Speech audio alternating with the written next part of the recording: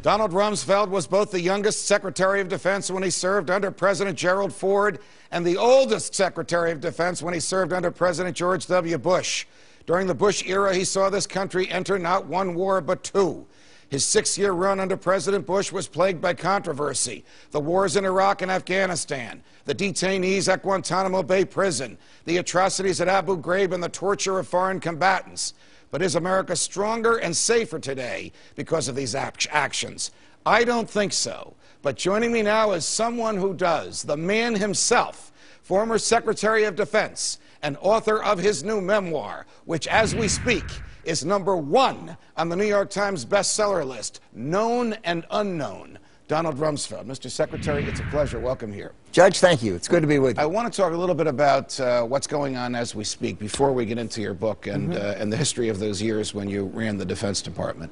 Do the people in Egypt and Tunisia and Libya have the right to revolt against the dictatorial regimes that have oppressed them for years? I was President Reagan's Middle East envoy, and I spent a lot of time in that region, and I talk about it in the book. And the short answer is yes. I mean, the natural state of man is to be free.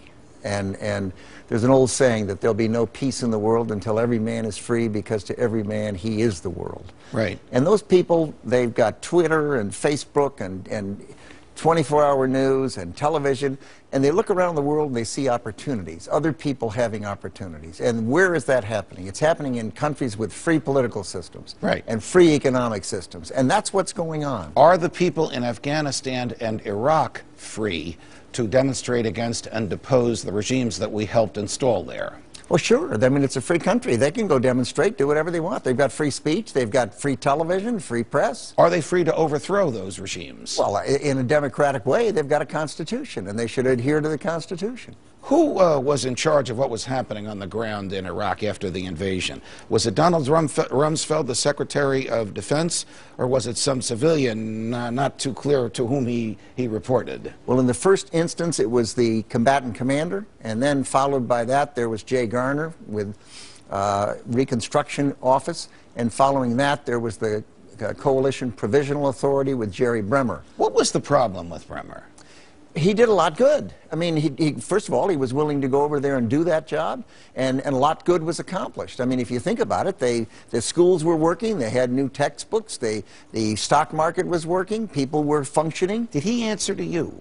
Not really. To whom did he answer? Well, he considered himself a presidential envoy, which he was, and therefore he answered to the president, supposedly. He was supposedly reporting through me, but it didn't work quite that way. He was able to report very much to the president and to the National Security Council. Before we get any deeper into Iraq, you reminded me of what you did in the Reagan administration. Did you sell or cause to come into the possession of Saddam Hussein weapons of mass destruction? Did the United States sell to him? Absolutely not. Well, where would anyone think that? I've never heard that. Did you cause him to come into the possession of chemical weapons? Of course not. He'd already used chemical weapons against his own people and against the Iranians. He was in a war with Iran at the time. Where did he get them? He developed them.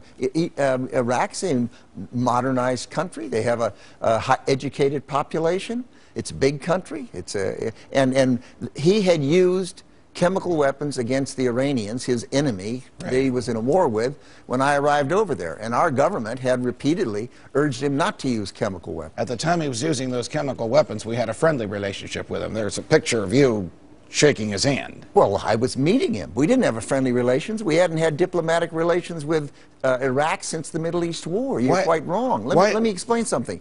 What happened was President Reagan, George Shultz, and I talked. Right. And we said, look, the enemy of our enemy should be our friend. And we were crossways with both Iran and Iraq. Understood. And Iran, if you remember, had taken our embassy hostage.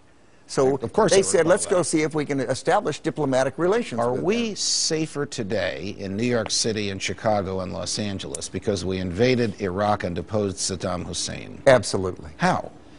First of all, there was a country that had violated and refused to cooperate with 17 UN resolutions. It had been on the... Well, that doesn't justify invasion. I didn't say it did. It had been on the State Department's terrorist list for years. They were shooting at our aircraft every day, 2,000 times in the northern and southern no-fly zones. He was giving $25,000 to suicide bombers' families Why after were our they'd blown aircraft up. even there to be targets? Because the UN had established the northern and southern no-fly zone, and he'd gone in and killed hundreds of thousands of his own people. All right, but you agree he had nothing to do with 9/11 and posed no immediate threat to the mainland of the United States. He didn't even pose a remote threat to the mainland of the United States. Well, the president made a judgment that the intelligence was persuasive, and everyone who looked at it believed it was persuasive. But we now know it was erroneous. Just a minute. The Democrats, Republicans in the Congress looked at the same intelligence. They voted overwhelmingly. Did you look at that intelligence? You bet. So did Colin Powell, and Colin Powell made the speech at the United Nations after studying it carefully. Did you authorize torture on people who were held in remote sites by the military or the Central Intelligence Agency? I had nothing to do with the Central Intelligence Agency, and the short answer with respect to the Defense Department, the answer is no. Would you have Just a minute. The president required that people be treated humanely. I reissued that order that they be treated humanely. All right, just a minute. We disagree on the word torture. But did you authorize waterboarding? No. Guess how many people we waterboarded at Guantanamo? I'm not talking about Guantanamo. Anywhere I'm talking about foreign countries where we sent people for that purpose. Guess how many people that waterboarded? What do you say the number is, Mr. Secretary? It's zero. It never happened. It's myth. Well, that is contradicted by a great deal of evidence, including evidence that's been admitted in court. Judge, you have to redefine evidence. Would you have opened up Guantanamo? No, we've got to settle this. We've got to settle this. This is important. You're talking about the military never used. That's what I said. All right. The evidence is the CIA. You're correct on that. How many did the CIA waterboard? Well, they waterboarded one guy over 100 times. I know that. They've admitted to that. They waterboarded 3 people. Don't you think it's torture? Look, you're the lawyer. You're the judge. All I know is the president approved it. The Department of Justice said it was not torture, and it was legal. Just a minute. And the CIA ought not to be condemned for doing what the president authorized and what the Justice Department approved. Should we give up our freedoms in order to be safer? Well, look, there's no short answer to that. You know that. What we have to do is, to the extent any time we infringe on our freedoms, we have to be very careful about it, and we have to have a darn good reason for our security. I mean, Abraham Lincoln imposed martial law. And Abraham Lincoln's imposition of martial law and suspension of the writ of habeas corpus was invalidated by the Supreme Court after Lincoln died. I understand. But the answer is, if to the extent we ever do infringe on our freedoms, we ought to do it in a way that we understand it, with public debate. We ought to have a review of it periodically, and we ought to be darn careful about it. But you took an oath to uphold the Constitution. I did. You don't want us to infringe our freedoms at any time. I don't. All right. Was the war in Iraq a just war, as you understand just war to be? Yes. How so? I mean, he hadn't attacked us. We used more force than was necessary, and thousands of innocents were killed in the process. We did not use more force than was necessary. We did not use more force than was necessary. No. How is it that 2 million Iraqis fled and at least 650,000 were killed? Any time there's a war, there are refugees, and they leave. There's no question. That's not unusual. Once the president made a decision that our country's safety required that the regime be changed. And you should remember, back in the 1990s, in the Clinton administration, the Congress, Republican and Democrat, had voted overwhelmingly for regime change. I understand, but you did say earlier that the country was in no danger from Saddam Hussein. It was remote. No, I didn't. I said that he was not involved with 9/11. Right, but you also said he was only shooting some planes over there. He wasn't a danger to New York or Miami or Chicago. Oh, I see your point. Yeah, he was shooting at our planes 2,000 times. Right. 10,000 miles away. Yes. Was that a reason to invade the country? No. With all the damage that accompanied? The reason to invade the country are the ones that the president laid out before the Congress, and the Congress voted overwhelmingly in favor of. And those reasons were regime change? There were multiple reasons. Can the United States pick any dictator around the world and decide it's time to take him out and use military force to do so? You would have to make a judgment, the president would have to make a judgment, that's who decides these things, that there was a risk to the United States in one way or another to do that. You cannot, today the weapons are so lethal today. Right. That to the extent you make a judgment that the lethality of the weapons are such and the questions are such that you have to act before they attack you, that's a tough decision. Would you invade Iraq the same way, in the same manner today, if confronted with similar circumstances?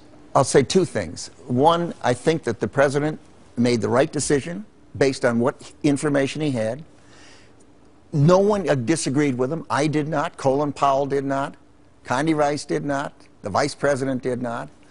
What we know today benefits us going forward. It does not benefit us going back. Well, let me ask it differently, and we're just nearing the end of our time.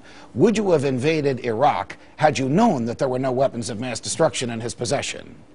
Well, first of all, the Dulfer report says that, in fact, he had weapons of mass destruction. But he didn't have them at the time of the invasion. Well, he did. He had the people in place. He had the precursors.